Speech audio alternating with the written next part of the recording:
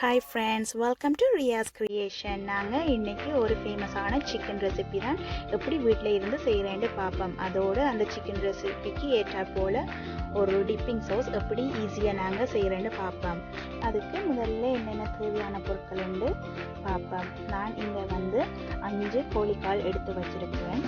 அதோடு கையளவு கொத்தமல்லியும் ஒரு எலுமிச்சம்பழமும் 1 tablespoon உப்பும் 2 tablespoon vegetable oilum 2 tablespoon Kashmiri red chili powderum half teaspoon turmeric powderum 1/2 teaspoon pepper powderum half tablespoon seeraga powderum half tablespoon garam masala powderum 1 tablespoon dry fenugreek leaves 2 tablespoon ginger garlic paste 2 cup yogurt இந்த சிக்கனை marinate பண்ணுறதுக்கு தேவை. இப்போ நாங்கள் சோஸுக்கு தேவையான பொருட்களை பார்ப்போம். 1/2 cup ஆனியன்ஸும் 1/2 கப் கியூக்கம்பரும் 2 கப் ப்ளைன் யோகர்ட்டும் 1/2 டீஸ்பூன் லெமன் ஜூஸும் 1/2 டீஸ்பூன் சால்ட்டும் கொஞ்சம் கொத்தமல்லி இலையும் இதுக்கு தேவை. முதல்ல எடுத்து வச்சுருக்கிற சிக்கனை வடிவாக கழுவினா பிறகு இதை மாதிரி சின்ன சின்ன இதாக வெட்டி கொள்ளுங்கோ. அதுக்கு பிறகு நாங்கள் எப்படி இந்த சிக்கனை மேரினேட் பண்ணுறேன்னு சொல்லி பார்ப்போம். ஏன் நாங்கள் எப்படி சின்ன சின்ன கீரலாக வெட்டுறோம்னு சொல்லி சொன்னால் இந்த மசாலாவை சிக்கன் அப்போ தான் அப்சர்வ் பண்ணி நல்ல ஒரு ஃப்ளேவரை உங்களுக்கு தரும். இதை நாங்கள் மேக் அ ஹெட் ரெசிபியாக செய்ய வேணும்.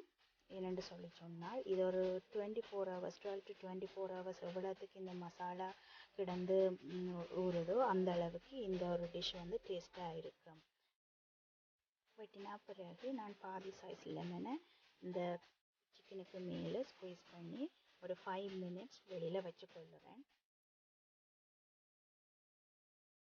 அதுக்கு பிறகு ஒரு பெரிய மிக்சிங் போலை எடுத்து வச்சிருக்கிற ஜோக்கட்டை போட்டு அதை நல்லபடியாக பீட் பண்ணுறேன் ஒரு நிமிஷத்துக்கு. என்னென்னு சொல்லி சொன்னால் அப்போ தான் அதில் இருக்கிற லம்ஸுகள் பிளெண்ட் ஆகி நல்ல ஒரு பியோர் மிக்சருக்கு வரும்.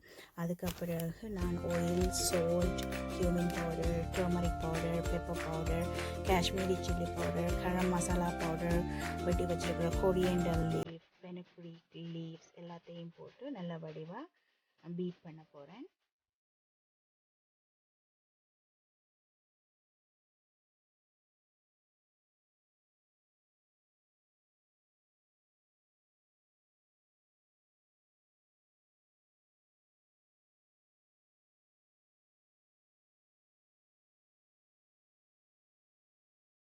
எல்லா ட்ரை இன்க்ரீடியன்ஸும் போட்ட பிறகு நான் பாதி எலுமிச்சம் ஜூஸை நான் இதுக்குள்ளே விடுறேன்.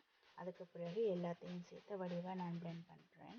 இது ஏன் அப்படி செய்கிறேன்னு சொல்லிச்சுன்னா அப்போ எந்த லம்ஸும் இல்லாமல் இருக்கும். சிக்கனுக்கு கோட் பண்ணிக்கல அதோட நல்ல ஒரு ஃப்ளேவரான டெக்ஸ்சரும் இது கொடுக்கும்.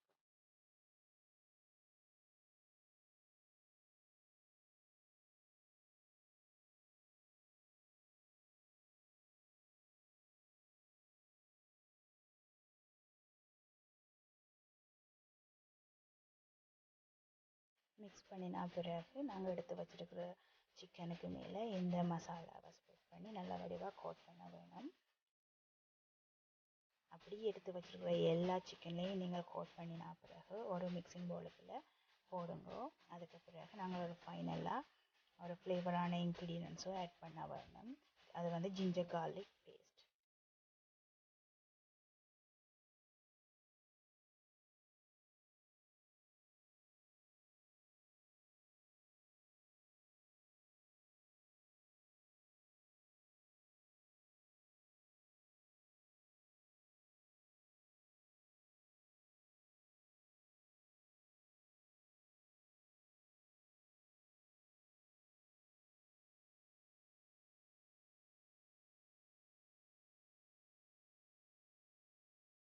மேரினேட் பண்ணினா பிறகு மூடி போட்டு ஃப்ரிட்ஜுக்குள்ளே மேக்ஸிமம் ஒரு 24 ஹவர்ஸுக்கு இந்த சிக்கனை மேரினேட் பண்ணி வச்சுக்கொள்ளுங்க. அதோடு நாங்கள் இந்த டிப்பிங் சோஸ் எப்படி செய்கிறேன்னு சொல்லி பார்ப்போம். கியூக்கம்பரை எடுத்து நல்லா ஃபைன்லியாக சாப் பண்ணுங்க.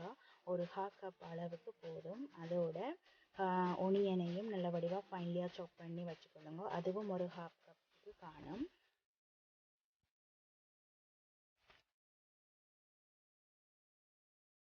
ஃபைன்லியாக சாப் பண்ணின கியூக்கம்பரையும் ஒனியனையும் 2 கப்ஸ் யோகர்ட் வந்து plain யோகர்ட் எடுத்துக்கொள்ளுங்க. 2 கப்ஸ் அளவான plain யோகர்ட்டுக்குள்ளே போடுங்க. அதுக்கு பிறகு நாங்கள் ஒரு 1/2 டீஸ்பூன் சோல்ட்டும் 1/2 டீஸ்பூன் லெமனும் இதுக்கு நாங்கள் சேர்க்குறோம்.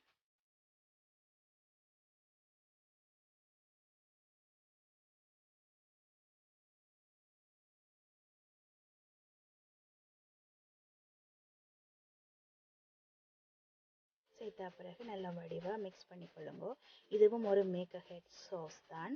இதை நீங்கள் செய்த பிறகு மேக்ஸிமம் 12 to 24 hours நீங்கள் ஃப்ரிட்ஜில் வச்சுக்கொள்ளுங்க.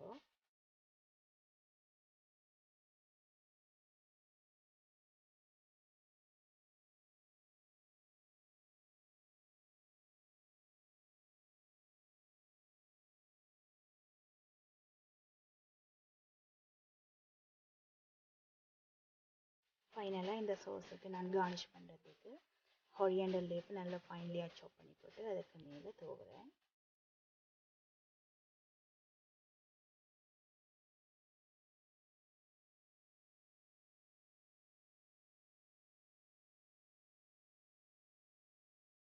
நான் இந்த சிக்கனை 24 ஹவர்ஸ்க்கு மேரினேட் பண்ணி